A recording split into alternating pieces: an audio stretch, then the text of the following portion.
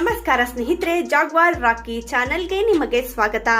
Sandalwood ನಲ್ಲಿ ಕಡಿಮೆ budget ನಲ್ಲಿ ಸಿನಿಮಾ ಮಾಡಿ ಆ ಸಿನಿಮಾಗಳಿಂದ ಹೆಸರು ಮಾಡಿದವರು ಸಾಕಷ್ಟು ಕಡಿಮೆ. ಕಂಟೆಂಟ್ ಅನ್ನು ನಂಬಿಕೊಂಡು ಲೋ ಬಡ್ಜೆಟ್ ನಲ್ಲಿ ಸಿನಿಮಾ ಮಾಡಿ ಹೈಯೆಸ್ಟ್ ಕಲೆಕ್ಷನ್ ಮಾಡುವ ಮೂಲಕ ಆ ಸಿನಿಮಾಗಳು ಸೂಪರ್ ಹಿಟ್ ಲಿಸ್ಟ್ ಗೆ ಸೇರಿದ್ದು. ಈ ವಿಡಿಯೋದಲ್ಲಿ ಲೋ ಬಡ್ಜೆಟ್ ನಲ್ಲಿ ಸಿನಿಮಾ ಮಾಡಿ ಹೈಯೆಸ್ಟ್ ಕಲೆಕ್ಷನ್ ಮಾಡಿದ ಕನ್ನಡದ ಸಿನಿಮಾಗಳು ಯಾವುವು ಎಂಬುದನ್ನ ತಿಳಿಯೋಣ. ಇದಕ್ಕೂ ಮುನ್ನ ನೀವಿನ್ನು ನಮ್ಮ ಚಾನೆಲ್ಗೆ ಸಬ್ಸ್ಕ್ರೈಬ್ ಆಗಿಲ್ಲ ಅಂದ್ರೆ ಈ ಕೂಡಲೇ ಸಬ್ಸ್ಕ್ರೈಬ್ ಆಗಿ. ದುನಿಯಾ 2003ರಲ್ಲಿ ಬಿಡುಗಡೆಯಾದ ಸೂರಿ ನಿರ್ದೇಶನದ ಆಕ್ಷನ್ ಡ್ರಾಮಾ ಸಿನಿಮಾವಾಗಿದ್ದು, ದುನಿಯಾ ವಿಜಯ್, ರಶ್ಮಿ, ರಂಗಾಯಣ ರಘು ಅಭಿನಯಿಸಿರುವ ಈ ಸಿನಿಮಾದ ಬಜೆಟ್ 95 ಲಕ್ಷ. ಬಾಕ್ಸ್ ಆಫೀಸ್ ಕಲೆಕ್ಷನ್ ಬರೋಬ್ಬರಿ 10 ಕೋಟಿ.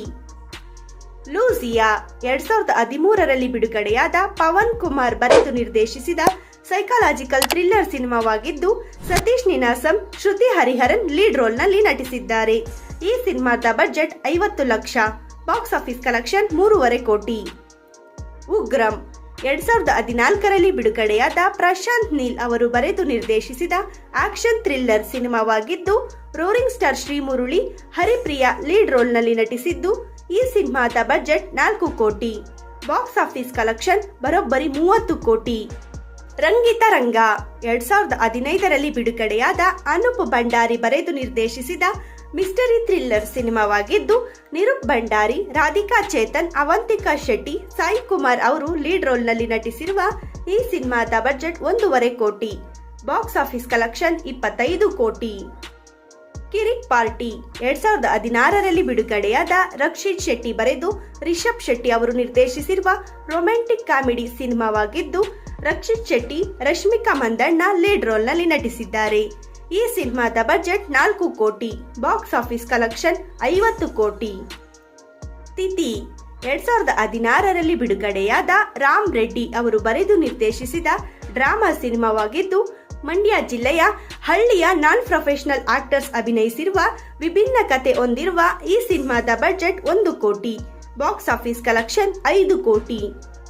ಸಿಂಪಲ್ ಆಗ್ ಒಂದ್ ಲವ್ ಸ್ಟೋರಿ 2013ರಲ್ಲಿ ಬಿಡುಗಡೆಯಾದ ಸುನಿ ಅವರು ಬರೆದು ನಿರ್ದೇಶಿಸಿದ ರೊಮ್ಯಾಂಟಿಕ್ ಕಾಮಿಡಿ ಸಿನಿಮಾವಾಗಿದ್ದು, ರಕ್ಷಿತ್ ಶೆಟ್ಟಿ, ಶ್ವೇತಾ ಶ್ರೀವಾತ್ಸವ್ ಲೀಡ್ ರೋಲ್ ನಲ್ಲಿ ನಟಿಸಿದ್ದಾರೆ. ಈ ಸಿನಿಮಾದ ಬಜೆಟ್ 35 ಲಕ್ಷ. ಬಾಕ್ಸ್ ಆಫೀಸ್ ಕಲೆಕ್ಷನ್ 7.5 ಕೋಟಿ.